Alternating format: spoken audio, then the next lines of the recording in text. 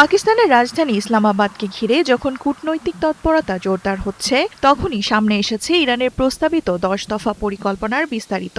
ইরানের supreme national security কাউন্সিলের তথ্য অনুযায়ী এই পরিকল্পনায় আঞ্চলিক নিরাপত্তা ও কৌশলগত নিয়ন্ত্রণের বিষয়গুলোকে বিশেষ গুরুত্ব দেওয়া হয়েছে।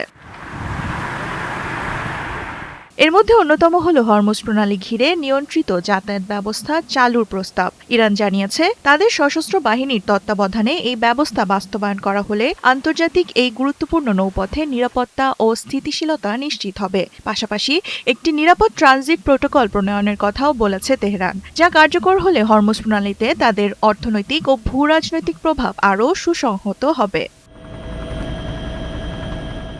তবে সবচেয়ে কঠোর শর্তটি এসেছে যুক্তরাষ্ট্রকে ঘিরে। পুরো মধ্যপ্রাচ্য অঞ্চল থেকে মার্কিন সামরিক ঘাঁটি ও সেনা মোতায়েন সম্পূর্ণ প্রত্যাহারের দাবি জানিয়েছে তেহরান। এছাড়া ইরান স্পষ্ট করেছে, তাদের মিত্র সশস্ত্র গোষ্ঠীগুলোর বিরুদ্ধে চলমান সব ধরনের সামরিক অভিযান বন্ধ করতে হবে। এর মধ্যে রয়েছে হিজবুল্লাহ, হামাস এবং হুতিদের ওপর হামলা।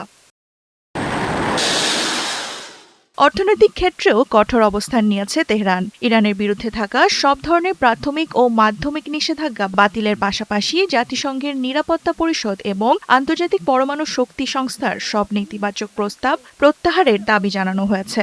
একই সঙ্গে বিদেশে আটকে থাকা ইরানের সম্পদ দ্রুত ফেরত দেওয়া এবং অতীতের সামরিক ও অর্থনৈতিক ক্ষয়ক্ষতির পূর্ণাঙ্গ ক্ষতিপূরণ দাবি করা হয়েছে। ইরান দাবি করেছে যে ইসলামাবাদের সমঝোতা হওয়া প্রতিটি বিষয়কে জাতিসংঘের নিরাপত্তা পরিষদের একটি বাধ্যতামূলক রেজলিউশন হিসেবে পাশ করতে হবে, যাতে ভবিষ্যতে কোনো পক্ষ এর থেকে সরে যেতে না পারে। দেওয়ান মুবাশশিরা হোসেন, ৭১।